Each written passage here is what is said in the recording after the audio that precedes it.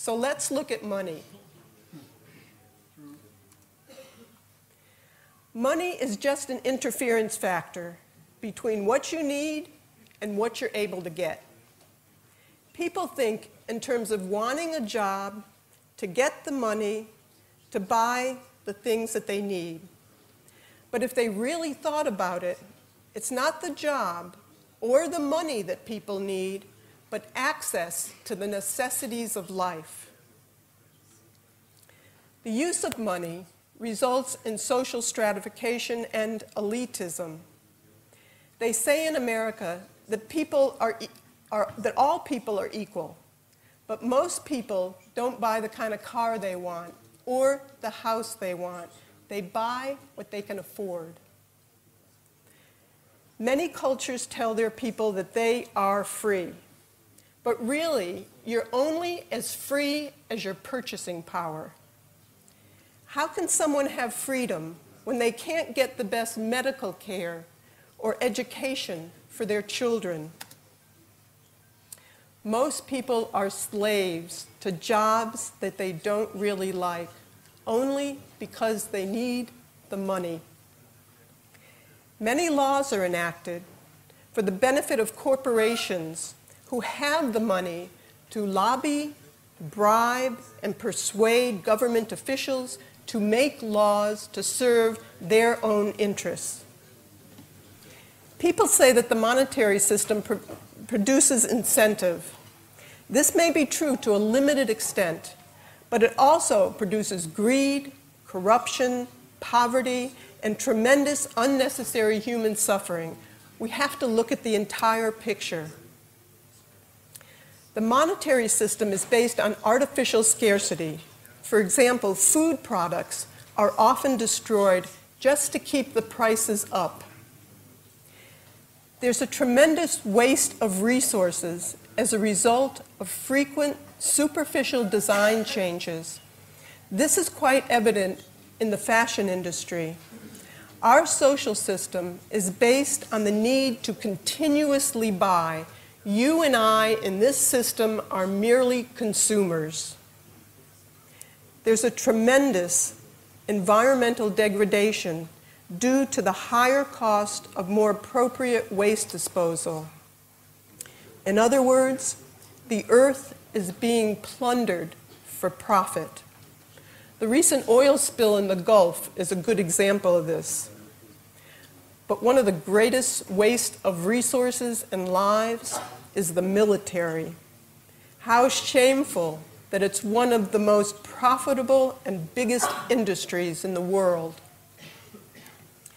It's little understood just how much our values are shaped by the monetary system. Our values are influenced by the media for the benefit of the establishment.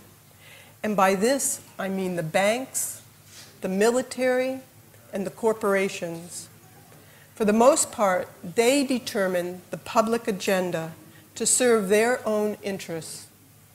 They perpetuate the illusion that society's values are determined by the ground up. They do this with empty words such as freedom, patriotism, and democracy. What we have all over the world is managed news by and for the establishment. They produce the books, the newspapers, the TV shows, the movies, education, and entertainment, which in turn shapes our values and our behavior. And they do this to keep things as they are.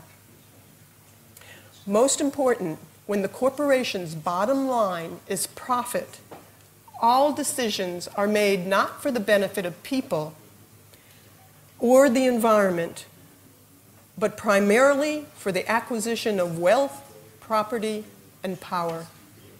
For instance, if your country really cared about you, they wouldn't outsource jobs for cheaper wages elsewhere. What if all the money in the world suddenly disappeared? As long as we had arable land, factories, technical personnel, and other resources existed, we could build anything we wanted to build and fulfill most of our needs. The Venus Project advocates that with today's ingenuity, we could easily overcome scarcity, which is the cause of most of our problems, such as war, corruption, and aberrant behavior. We could accomplish this by implementing a resource-based economy. This is very different than anything that's gone before. It has nothing in common with communism, capitalism, or fascism. To put it simply, a resource-based economy uses resources rather than money, and all people have free access to their needs without the use of money, credit, barter, taxation, or any other form of debt or servitude. In other words, all of the Earth's resources would be held as the common heritage of all the world's people. The real wealth of any nation is not its money, but its resources and the people who work toward the elimination of scarcity for a more humane society for everyone.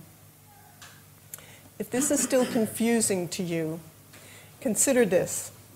If a group of people were stranded on an island and they had gold, diamonds, money, but the island had no arable land, no clean water, and no fish, their wealth would be irrelevant to their survival. Money is not what people need, but rather it's the necessities of life. In a resource-based economy, resources are used directly to enhance the lives of all people. If we manage resources wisely, we could easily produce the necessities of life and provide a very high standard of living for everyone. This may be hard to believe or understand, but even the wealthiest of today would have a much higher standard of living in a resource-based economy.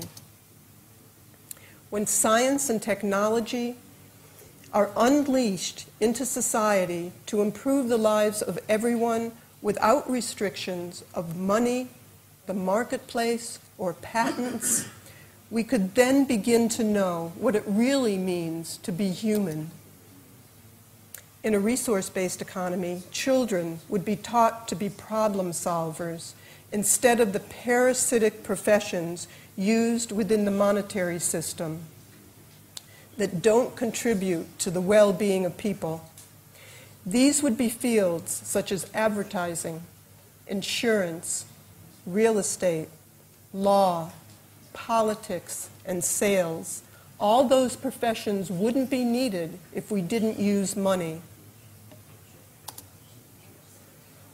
When all the Earth's resources are shared, there would be no need for the military.